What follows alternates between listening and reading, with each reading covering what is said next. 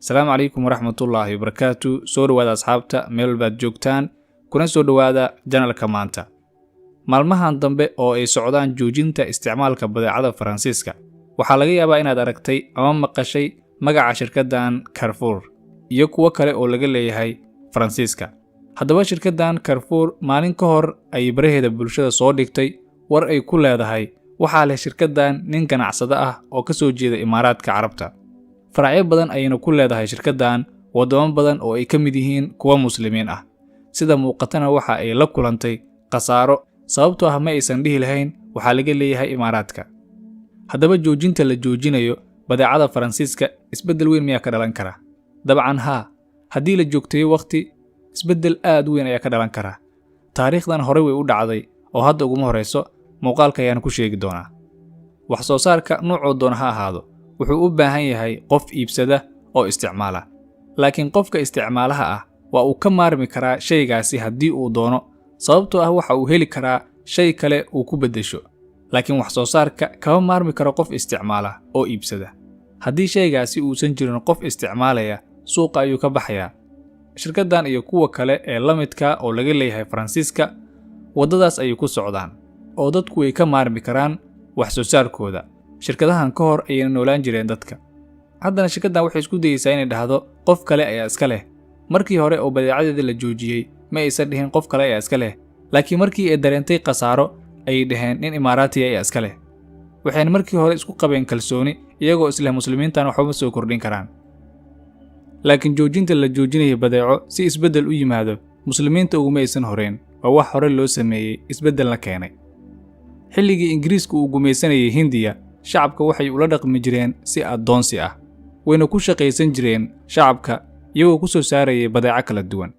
Kadibna waxa ay sameynayeen badeecadii ay Hindidu ay soo saareen ayay ka iibinayeen weliba lacag aad u sareysa ay Ingiriisku uga iibin jireen shacabka Hindida ah.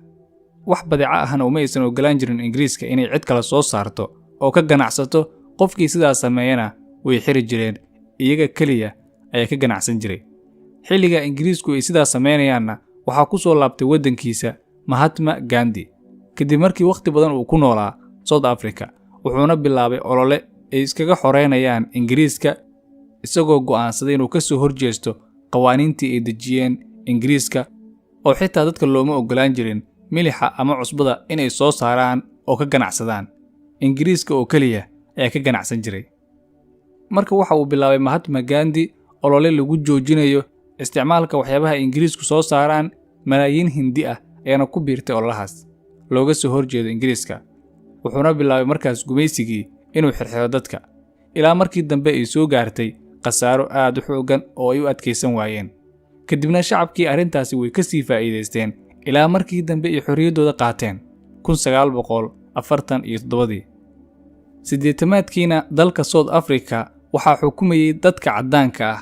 Nidaam gooni ah ayayna u samaysteen oo ku saleysnaa kala sarreynta. Kuwa caddaanka ah ayaana isku aaminsanaa inay ka sarreeyaan dadka madow.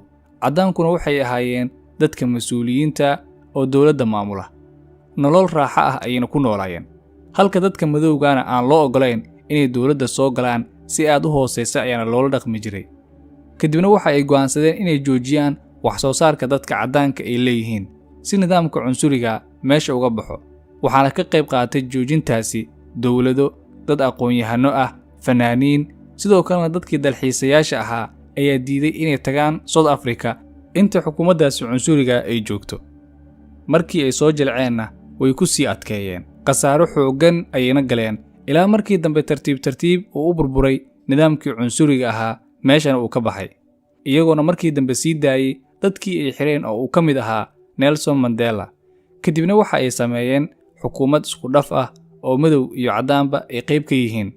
Sidaas ayayna ku gaareen hadafkii ay doonayeen iyagoo isticmaalaya wadada joojinta badeecada ay soo saarayeen dadka caddaanka. Joojintana hadda aan sameynayno haddii waqti aan sii wadno isbeddel aad u weyn ayay abuuri kartaa, mana ku xadgudbi doonaan Faransiiska iyo kuwa kale ee Islaamka neceb diinteenna. Waad ku mahadsantahay daawashada. Muuqaalkan midka ku xiga ayaa inoo balan insha Allah.